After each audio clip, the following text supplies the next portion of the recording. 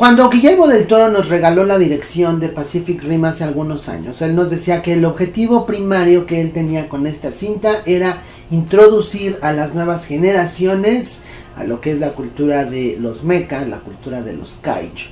Situación en la que desgraciadamente fracasó en muchos aspectos. Sin embargo, en esta segunda oportunidad que él tiene bajo el título de productor, podría ser el éxito que él esperaba tener con la primera.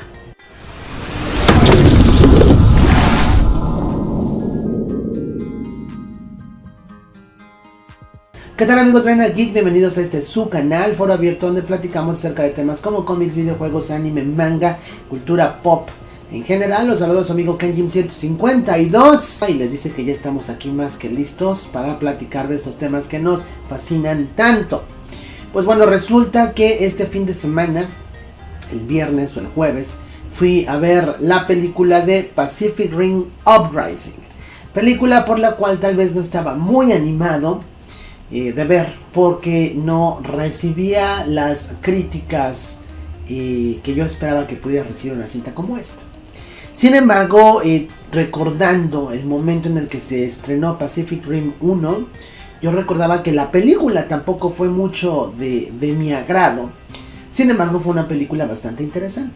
Cuando fui a ver Pacific Rim 1, recuerdo a mi queridísimo amigo Rick Hunter y yo estando bastante emocionados, porque en definitiva, si esta película funcionaba, si esta película era visualmente posible, visualmente correcta, esto abría la puerta a que tuviéramos adaptaciones cinematográficas en conceptos como Robotech.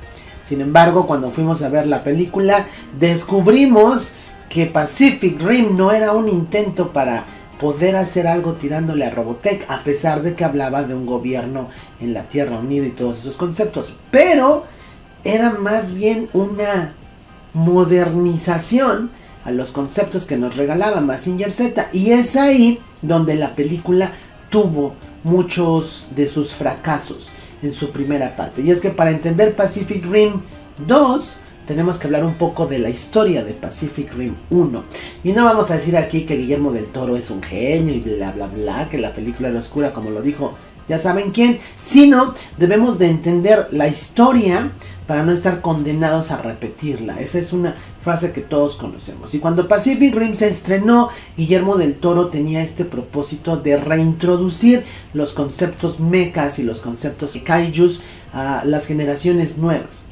Sin embargo, el más grande error de Guillermo del Toro fue que es muy probable que las generaciones actuales no estén interesados en los mechas. ¿Y qué es un mecha? Que suena horrible si estuviéramos hablando en español mexicano. Pero bueno, un mecha es este robot gigante que está tripulado por un ser humano.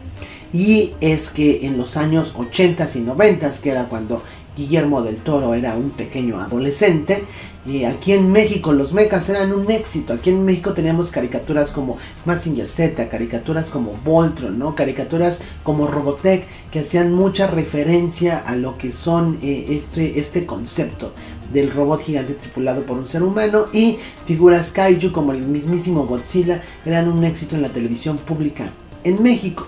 Entonces es ahí donde se entiende el amor de Guillermo del Toro hacia estos conceptos e intentar llevarlos a la pantalla grande. Sin embargo, Guillermo del Toro se encontró con algunas tal vez malas decisiones dentro de Pacific Rim 1, y es que si nosotros queremos ver una confrontación entre un kaiju y un mecha, bueno, pues básicamente estas confrontaciones tienen que ser en ciudades. Tenemos que ver la capacidad que tienen estos monstruos de destrucción y las pocas herramientas que tienen estos gigantescos robots para poder detener la destrucción, y lo único que ocasiona este concepto es que tienes que crear más destrucción para poder detener el problema original. Y eso fue lo que ocasionó a lo mejor que la película de Pacific Rim no funcionara tan bien, porque si la recordamos, mucho de lo que tiene que ver con el tercer acto se lleva a la destrucción del portal que utilizan estos kaijus para llegar al planeta Tierra, portal que resulta estar debajo del mar,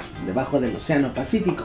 Entonces no logramos ver el alcance de destrucción que tienen estas bestias más que en el primer y segundo acto de la película, y esto se pierde en una pelea final que tiene única y exclusivamente efectos generados por computadora. Y aquí en Pacific Rim Uprising parece ser que se entiende el error. ¿Y cómo es que la casa productora, que es Legendary Pictures, lo entiende? Muy sencillo. El éxito de Pacific Rim 1 fue éxito en taquilla que se dio en países como en México y en Asia como en China y Japón. Es decir, las generaciones que habían gozado de la cultura mecha y los kaijus en los años 80 y 90 fueron las generaciones que le dieron las ganancias a esta película. Mientras la película era cruelmente ignorada en Estados Unidos y en España, en los países que habían tenido las caricaturas que antes les mencioné, eran las audiencias que estaban rescatando esta cinta, que llegó más o menos a los 400 millones de dólares en recaudación mundial.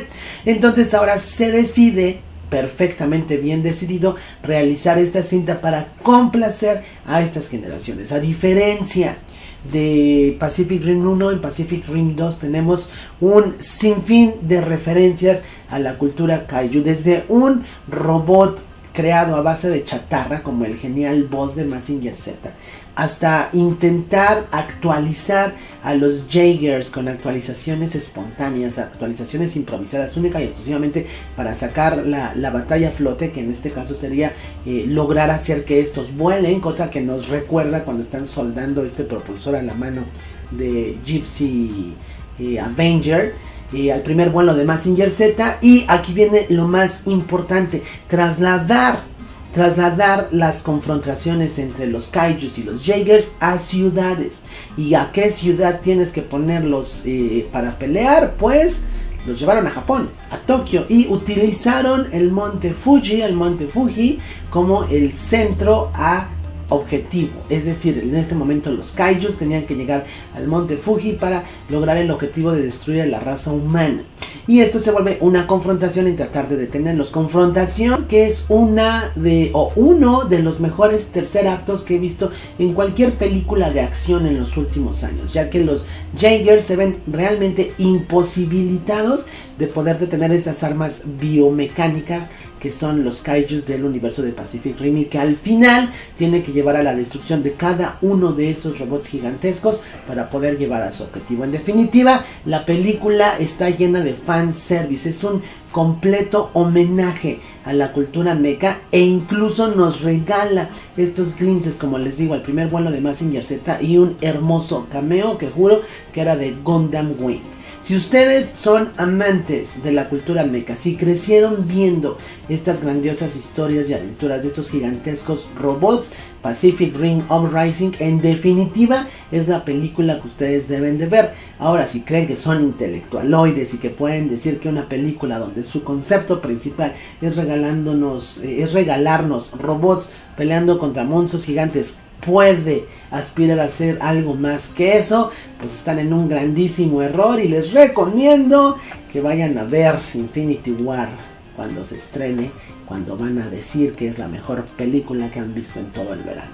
Kenjim 152 les regala un abrazo, un saludo, diciéndoles que por favor no dejen de geekear. Recuerden que si dejamos de geekear, diríamos que Pacific Uprising es una muy mala película cuando ni siquiera sabemos o conocemos los conceptos en la cual está basada. Nos vemos aquí en la próxima.